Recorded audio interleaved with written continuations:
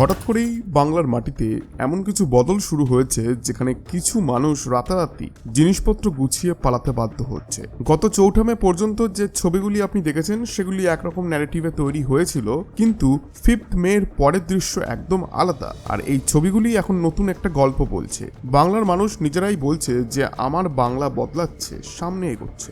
শুধু বাংলা নয়, যারা পুরো নর্থ ইস্টকে আলাদা ন্যারেটিভে টানতে চাইতো, 7 সিস্টারকে বিচ্ছিন্ন করার চেষ্টা করত, তাদেরও এখন নতুন করে ভাবতে হবে। কারণ ক্ষমতা বদল হলে গ্রাউন্ড রিয়ালিটি কিভাবে বদলে যায় সেটা আমরা আগেও দেখেছি। যেমন আসামে সেখানকার সরকার বদল নয়, বরং সরকার ফিরে এসেছে। আর সেটাই প্রমাণ করে যে হিমন্ত বিশ্ব শর্মা কিভাবে স্ট্রং গভর্নেন্স দেখিয়েছেন। এবার বাংলার দিকে আসা যাক। খবরটা এগোনোর আগে এইবার সেই ছবিগুলি কল্পনা করুন, ভাঙা কাঁচা পাকা বাড়ি, ভেঙে পড়া ঝুপড়ি, আর কিছু মানুষ যারা তাড়াহুড়ো করে ব্যাগ কাঁধে নিয়ে কোথাও চলে যাচ্ছে। এই মানুষদের নিয়ে একটা বড় দাবি উঠেছে। বলা হচ্ছে এরা নাকি সেই রোহিঙ্গা যারা এতদিন অবৈধভাবে বাংলায় বসবাস করছিল।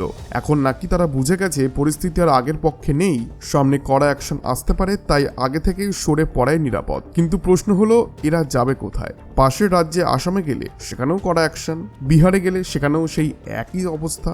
মানে সহজ ভাষায় এখন আর আগের মতো ম্যানেজ করা যাবে না। আর যারা এতদিন প্রশ্ন তুলতো বাংলায় ইনফিল্ট্রেশন কিভাবে ঢোকে, খুব তাড়াতাড়ি হয়তো সেই প্রশ্নটাই উল্টে যাবে। এখন বাংলায় কে ঢুকতে পারছে? এটা কোনো ফানি বা শুধু রাজনীতি নয়। ইনফিল্ট্রেশন এখন দেশের সিকিউরিটির জন্য একটা বড় কনসার্ন। অনেকে হয়তো বলবে যে আমরা কাজের খোঁজে এসেছি, কিন্তু তখন প্রশ্নটা আরো কঠিন হয়ে যায়, নিজের দেশ ছেড়ে অন্য দেশে কাজ খুঁজতে আসার পেছনে আসল কারণটা কি? এদিকে ঢাকাতে দাঁড়িয়ে একজন মন্ত্রী বলেছেন যে বাংলাদেশে এবার রিফিউজি ক্রাইসিস তৈরি হতে পারে। কিন্তু এতদিন তো কখনো জোর দিয়ে বলা হয়নি যে বাংলাদেশে ইনফিল্ট্রেশন ভারতে আছে। তাহলে হঠাৎ করে তাদের স্টেটমেন্ট এমন চেঞ্জ হয়ে গেল কিভাবে? কারণটা অনেকেই বলছেন, বাংলায় এখন এমন এক সরকার এসেছে যারা ইনফিল্ট্রেশন নিয়ে জিরো টলারেন্স পলিসি নিতে পারে। অমিত শাহ বলেছেন যে একজন অনুপ্রবেশকারীকেও ছাড়া হবে না।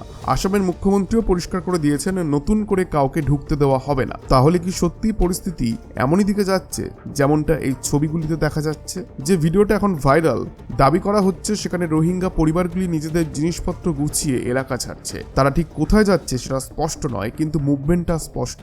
একজন সোশ্যাল মিডিয়া ইউজার দাবি করেছেন যে লোকেশন পান্ডুয়া রেলওয়ে স্টেশন, যেখানে রেলওয়ের জমিতে অবৈধ দখল সরানোর কাজ চলছে।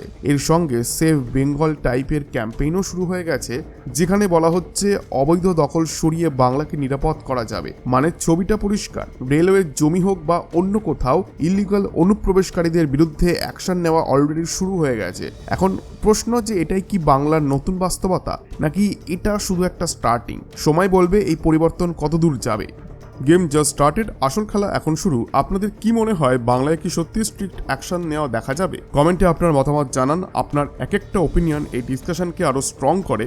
তাই যদি এমনই শার্প আর নো ননসেন্স অ্যানালাইসিস দেখতে চান, তাহলে চ্যানেলটিকে সাবস্ক্রাইব করে রাখুন। ধন্যবাদ।